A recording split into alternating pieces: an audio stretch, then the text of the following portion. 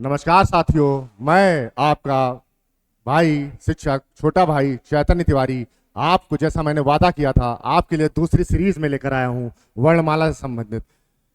इस टॉपिक में आपके लिए कोई संदेह नहीं रह जाएगा। तरीका ऐसा पढ़ो ऐसा कि पढ़ा सको जैसा, मेंटॉस तरीका। कैसा तरीका? मेंटॉस तरीका। तो कुछ लाइनों के साथ मैं अपने इस चैप्टर की शुरुआत करना चाहता हूं। वो लाइनें हैं, हौसलों के तर्कस में कोशिशों का वह तीर जिंदा रखो, हार जाओ चाहे जिंदगी में सब कुछ, फिर से जीतने की उम्मीद जिंदा रखो। तो दोस्तों चालू करते हैं वर्णमाला। वर्णमाला। जैसे मैं आया और मैंने कहा कौनिचिवा कौनिचिवा, आप लोगों को समझ में आया? नहीं समझ में आया? ये क्या है? जापानी भाषा का शब्द है जिसका मतलब है नमस्ते। यानी उनकी वर्णमाला जापानीज वर्णमाला है, उसके कुछ शब्द निर्धारित हैं, उसका कुछ लिपि है, उसका कुछ उच्चारण स्थान है जो वही लोग समझते हैं या जो लोगों ने लैंग्वेज सीख रखी है वो समझते हैं। अर्थात वर्णमाला क्या है? किसी भी भाषा का बेस, आधार। वर्णमाला किसी भी भाषा का बेस और आधार। हिंदी वर्णमाला हिंदी भाषा का आधार है। जब वर्णमाला होगा तभी वह भाषा संयुक्त रूप से बनेगी और उच्चरित होगी। तो वर्णमाला क्या है? किसी भी भाषा का बेस। जानते हैं, मेरे तरीके सीखेंगे, मैं क्या बता रहा हूं, कैसे बता रहा हूं, कैसे अप्लाई करना है, कैसे सीखना है। कोई भी डाउट रह जाए तो बताइएगा, कोई भी डाउट नहीं रह जाएगा। डाउट 0%। मैं हूं, मेरा नाम क्या है? एंटी डाउट हूं मैं। डाउट कोई नहीं रह जाएगा, सारे डाउट खल्लास। देखिएगा कैसे। वर्णमाला क्या है? वर्णों या अक्षरों या लिपि चिन्हों के व्यवस्थित क्रमबद्ध समूह को वर्णमाला कहते हैं। यहां पे क्या है? यहां पे क्या है? व्यवस्थित समूह। जब वर्णमाला की बात आएगी उसमें वर्णों या अक्षरों का व्यवस्थित समूह दिखाया जाएगा। जहां व्यवस्थित समूह होगा वही वर्णमाला होगी। अगर वर्णों का समूह है तो वह वर्ण समूह है, व्यवस्थित नहीं है तो वह वर्ण समूह है, और अगर व्यवस्थित समूह है तो वह वर्णमाला है। हिंदी वर्णमाला देवनागरी लिपि में लिखी जाती है जो कि ब्राह्मी लिपि का ही रूप है। किसका रूप है? ब्राह्मी लिपि का। कौन सी लिपि में लिखी जाती है? देवनागरी लिपि में। हमारी संस्कृत भाषा भी देवों की भाषा है, देव भाषा है। उसी से हिंदी का उद्भव हुआ है। इसलिए कैसी भाषा? देवों की भाषा, देव के नगर से आई हुई भाषा, देवनागरी लिपि। कैसी लिपि? देवनागरी लिपि। ब्रह्मा जी से, भगवान देव ब्रह्मा जी से, तो कैसी लिपि? ब्राह्मी लिपि। ब्राह्मी लिपि से ही उदय हुआ है देवनागरी लिपि का। तो यहां तक कि कोई डाउट तो आपको नहीं रहा होगा, आएगा तुरंत करेंगे। इसके आगे देखेंगे। हिंदी वर्णमाला में वर्णों या ध्वनियों के मुख्यतः दो भेद हैं। कितने भेद हैं? दो भेद हैं। कौन कौन से भेद हैं? पहला स्वर वर्ण व दूसरा व्यंजन वर्ण।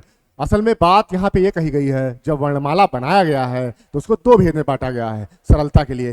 केंद्रीय हिंदी निदेशालय ने 1985 में हिंदी का मानकीकरण गाइडलाइन जारी किया 1985 में, कि किस प्रकार से हिंदी लिखी जाएगी और किस शब्दों का कैसा उच्चारण होगा। किस शब्दों का कैसा उच्चारण होगा किसने किया है? केंद्रीय हिंदी निदेशालय ने। फिर उसके बाद मैं बात करता हूं स्वर वर्ण और व्यंजन वर्ण। यानी हिंदी वर्णमाला को कितने भागों में बांटा गया है? स्वर वर्ण और व्यंजन वर्ण। यहां मैं बताऊंगा आपको। यूपीएसआई में मेरे 37 क्वेश्चन सही हुए थे। वर्णमाला से मेरा एक क्वेश्चन गलत हुआ था। वो क्या गलत हुआ था वो भी मैं डिस्कस करके जाऊंगा। बहुत बेहतरीन क्वेश्चन पूछा गया था। क्या पूछा गया था? लास्ट में देखिएगा आप लोग।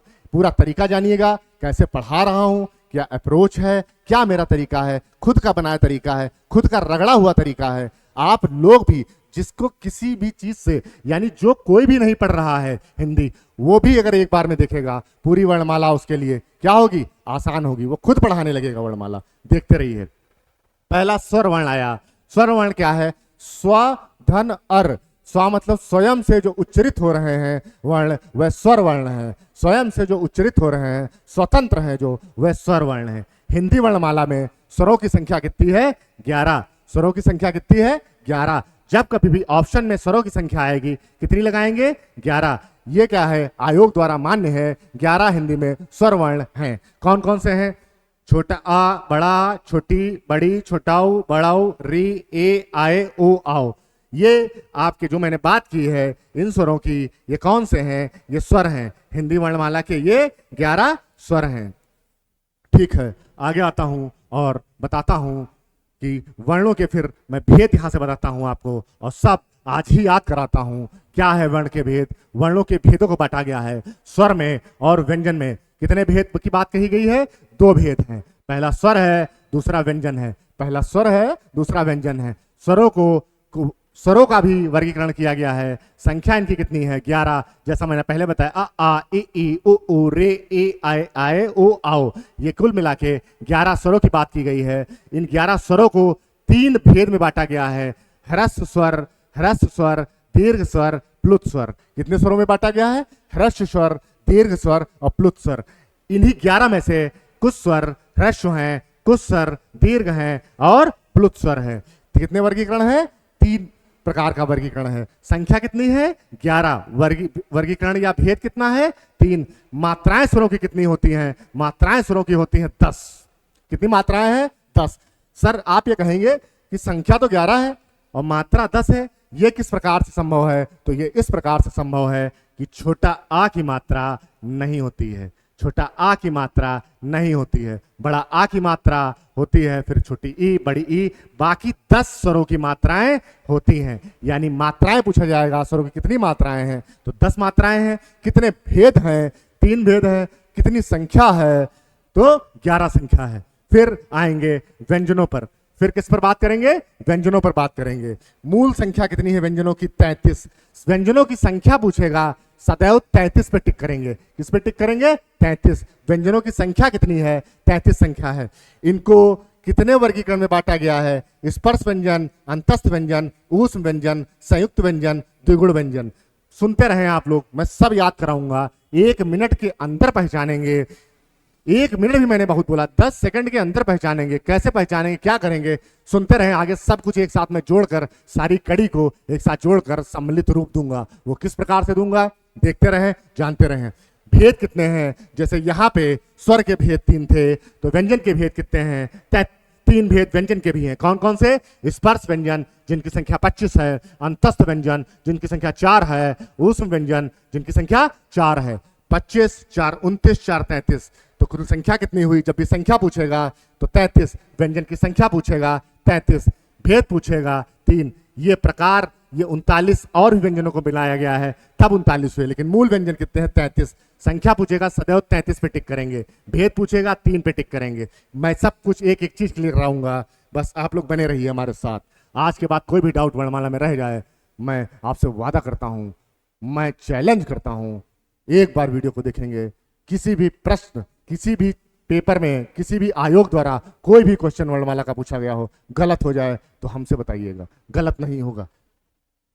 फिर वर्णमाला में कुल वर्णों की बात करेगा, कुल वर्णों की बात करेगा।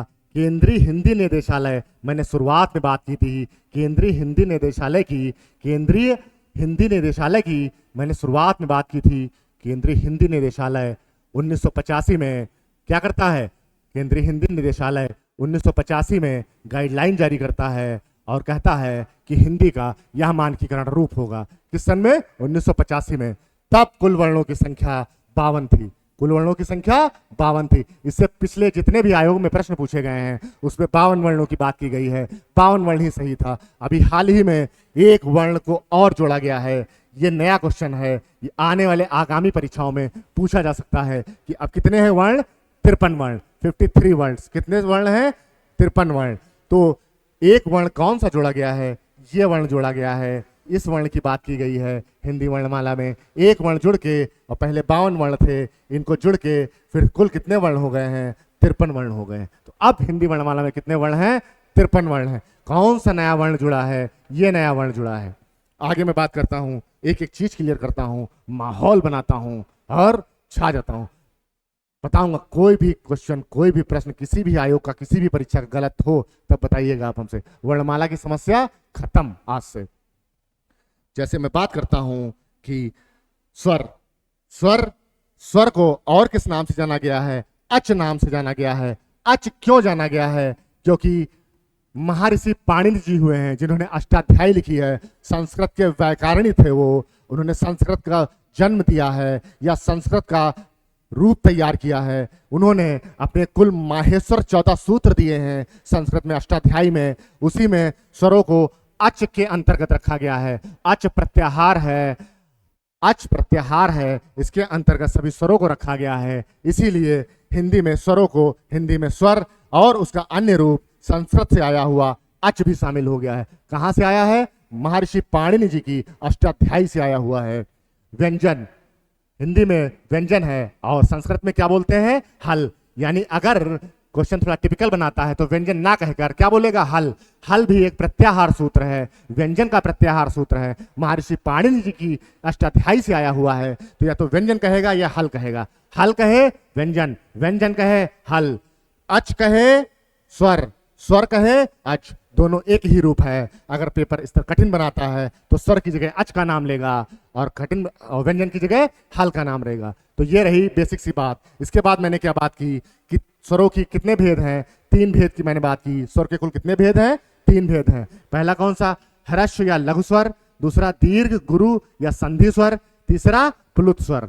ह्रस्व स्वर कौन कौन से हैं? लघु स्वर कौन से हैं? ह्रस्व का मतलब हिंदी में होता है, ये यहाँ पे रा बनेगा, ये री नहीं होगा, रा होगा यहाँ पे। ह्रस्व स्वर, लघु स्वर। ह्रस्व को ही लघु कहते हैं। ह्रस्व का अर्थ होता है हिंदी में लघु, तो चाहे ह्रस्व कहे या लघु कहे। इनकी संख्या 4 है।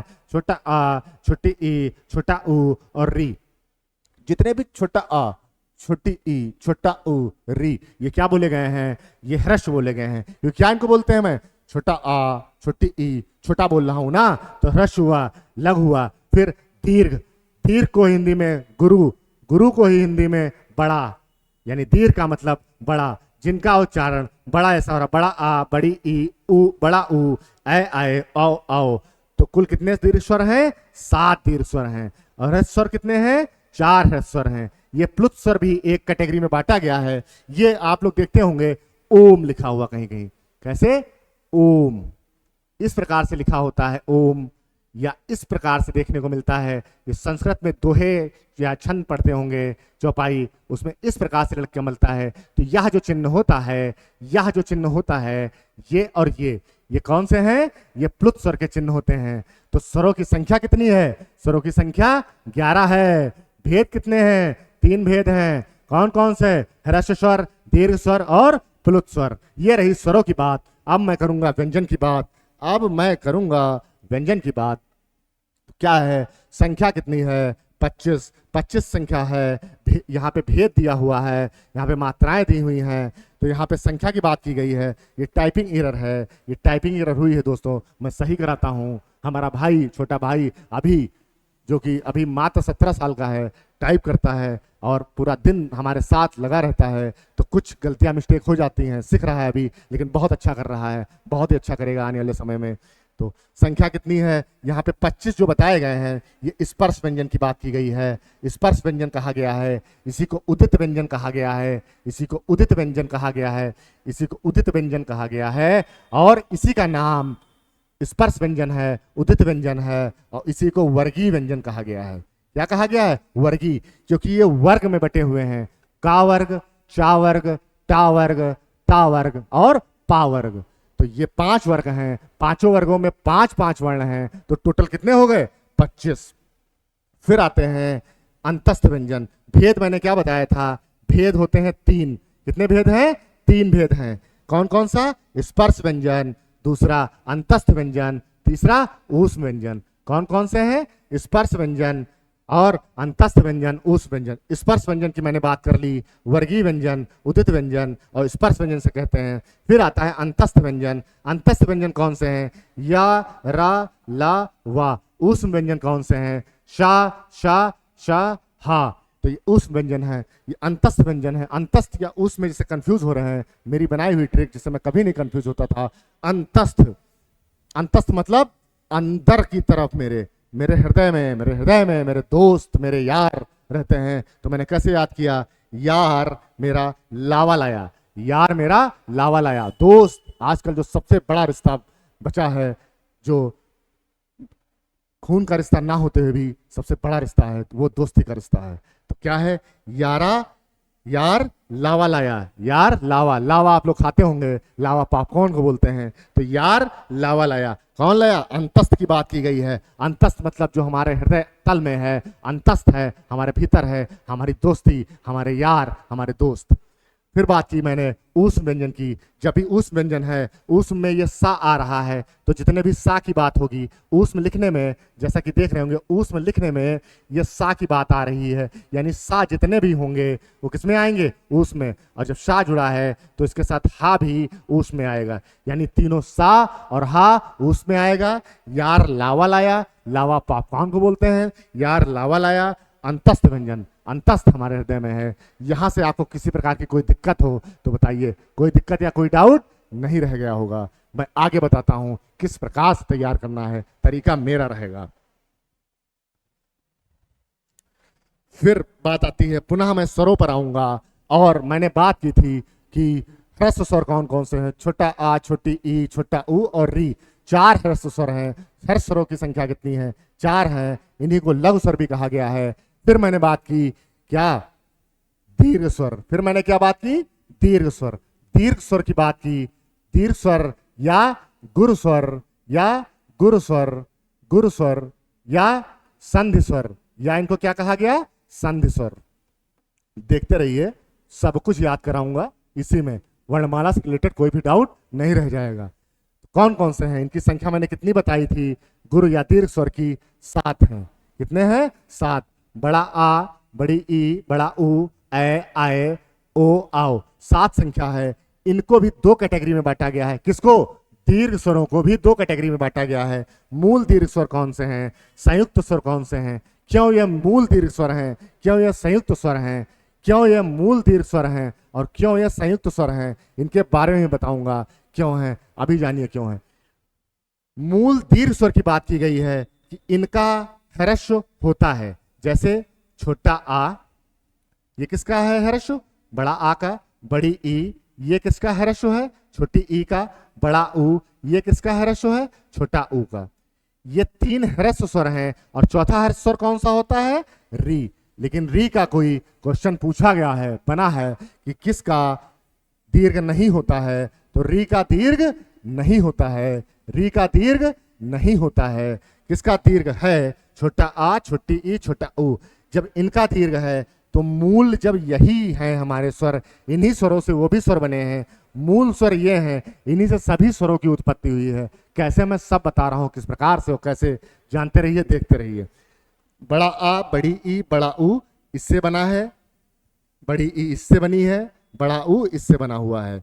तो ये मेरे मूल ह्रस्व स्वर हैं। इन्हीं स्वरों से इनका दीर्घ बना है। इसलिए इन 7 कैटेगरी दीर्घ स्वरों की टोटल संख्या 7 है। इनमें से जो 3 ये स्वर हैं हमारे, ये मूल ह्रस्व स्वर से आए हैं। मूल ह्रस्व स्वर से आए हैं, इसलिए इनको क्या बता दिया गया? मूल क्या बताया गया? मूल दीर्घ स्वर बता दिया गया। इन तीनों को मूल दीर्घ स्वर बता दिया गया। बचे हमारे 4 ए, आए, ओ, आओ। उनके बारे में ऐसा क्यों कहा गया कि ये संयुक्त स्वर हैं, वो भी मैं बताऊंगा। 2 मिनट के अंदर क्लियर होगा क्यों ऐसा बताया गया या क्या है ऐसा। ये इसलिए बताया गया कि ए, आए, ओ, आओ ये सभी या तो ह्रस्व से या दीर्घ से, जो कि दोनों मूल हैं। ह्रस्व या दीर्घ दोनों क्या हैं? मूल हैं। मूल हैं, जड़ हैं, बेस हैं, इनसे ही मिलकर बने हैं। तो संयुक्त मतलब क्या होता है? युक्त मतलब जुड़ना, सा मतलब 7, सम उपसर्ग लगा हुआ है यहाँ पे। सम का मतलब होता है 7, युक्त मतलब जुड़ना। 2 वर्ण, 2 स्वर आपस में जुड़कर संयुक्त स्वर बनाते हैं। 2 स्वर आपस में जुड़े संयुक्त स्वर बनाए। यहाँ पे क्या था? एक ही स्वर, छोटा आ का बड़ा आ हो रहा था, छोटी ई की बड़ी ई हो रही थी, छोटा ऊ का बड़ा ऊ हो रहा था। यहाँ पे क्या है? 2 अलग अलग स्वर जुड़ेंगे और इनसे ये बनेगा। जब 2 अलग लोग जुड़ेंगे तो ज्वाइंट होगा। ज्वाइंट होगा यानी संयुक्त होगा। कैसे? मैं सब बताता हूँ, सब कुछ क्लियर कराता हूँ। बस प्यार व स्नेह देते रहें। वीडियो पसंद आए लाइक करें, शेयर करें, सब्सक्राइब करें। वर्णमाला से संबंधित कोई भी दिक्कत, कोई परेशानी आज के बाद नहीं रह जाएगी। वर्णमाला देखते ही आपको भागेगा 10 कदम दूर कि ये तो चैतन्य सर से पढ़ के आया है, ये तो हमारी क्या कर देगा, ये तो चैतन्य सर से पढ़ के आया है, ये तो मेरा काम तमाम कर देगा। ये क्या है? आप देखिए कैसे ए की बात मैं कर रहा हूं, आई की बात मैं कर रहा हूं, ओ की मैं बात कर रहा हूं और औ की बात मैं कर रहा हूं। इन 4 को ऐसा क्यों कहा गया? ये संयुक्त स्वर हैं। क्यों कहा गया? क्योंकि ये दो स्वरों से मिलकर बने हैं, संयुक्त हुए हैं, ज्वाइंट हुए हैं, इसलिए कहा गया। कैसे? ए मिलकर बना है, या तो छोटा आ है या बड़ा आ है, ये जब जुड़ता है छोटी ई से या बड़ी ई से, तब मिलके क्या बनता है? आय बनेगा। तो एक इन दोनों, इसका मतलब या है, इन दोनों में से कोई एक होगा, इन दोनों में से कोई एक होगा, दोनों जुड़ेंगे तब क्या बनेगा? ए बनेगा। ठीक, फिर आती है ए की बात। शुरुआत में छोटा आ होगा या बड़ा आ होगा, छोटा आ होगा या ये क्या होता है? या बड़ा आ होगा, ये किससे जुड़ेगा? ए होगा या आय होगा, ये दोनों जब जुड़ेंगे तो आय बनाएंगे। यानी ये क्या हुआ? उत्पन्न हो गया। उत्पन्न होने के साथ इसने क्या किया? अपना भाई भी साथ में लाया। किससे मिलकर? छोटा आ या बड़ा आ में से यही जुड़ा और इसी ने आय को बना दिया, इसी ने आय को बना दिया। इसी प्रकार ओ क्या है? छोटा आ होगा या बड़ा आ होगा, ये किससे जुड़ेगा? छोटी ई से जुड़ेगा या बड़ी ई से जुड़ेगा। ये जुड़ा और इसने क्या बना दिया? ओ बना दिया। क्या बना दिया? ओ बना दिया। फिर देखते रहिए, ओ हुआ, छोटा आ होगा या बड़ा आ होगा, ये किसके साथ जुड़ेगा? ओ के साथ जुड़ेगा या औ के साथ जुड़ेगा। यही बात इसने भी की। देखा, हमारे भाई जो पहले आ चुके हैं, ए साहब, उन्होंने अपनी फैमिली का एक मेंबर बुला लिया है, खुद छोटा आ या बड़ा आ के साथ जुड़कर आय को बुला लिया है, तो मैं भी पीछे नहीं रहूंगा, मैं भी आ चुका हूं। छोटा आ या बड़ा आ के साथ छोटी ई या बड़ी ई जुड़कर, तो मैं भी अपने भाई को बुलाऊंगा और अपनी शक्ति को मजबूत करूंगा। कैसे? छोटा आ या बड़ा आ के साथ क्या जुड़ रहा है? ये जुड़ेगा जब, तब क्या बनेगा? आओ बनेगा। ये दो भिन्न भिन्न स्वरों से, अलग अलग स्वरों से जुड़कर संयुक्त रूप ले रहे हैं, मिल रहे हैं, कंबाइंड हो रहे हैं, इसलिए क्या बताया गया? संयुक्त स्वर कहा गया। समझ में आया? क्लियर? दोस्तों, कुछ टेक्निकल ग्लिच आ गया जिसके कारण मुझको यहीं पे वीडियो यहीं तक ही बनाना पड़ा। ये वर्णमाला पार्ट 1 हो जाएगा, इसको आप लोग देखिएगा पूरा। और वर्णमाला पार्ट 2 भी मैं जल्द ही आपको प्रोवाइड कराऊंगा। जब वर्णमाला 1 और पार्ट 2 दोनों आप लोग देख लेंगे, अच्छे से पढ़ लेंगे, उसके बाद किसी प्रकार की कोई समस्या नहीं रह जाएगी। किसी भी आयोग द्वारा किसी भी एग्जाम में पूछा गया कोई भी क्वेश्चन आप लोग लगाएंगे, मैं खुद भी अभ्यास कराऊंगा, कहीं भी कोई दिक्कत आपको नहीं आएगी। धन्यवाद दोस्तों, बहुत ही जल्द आपको पार्ट 2 देखने को मिलेगा। जय हिंद।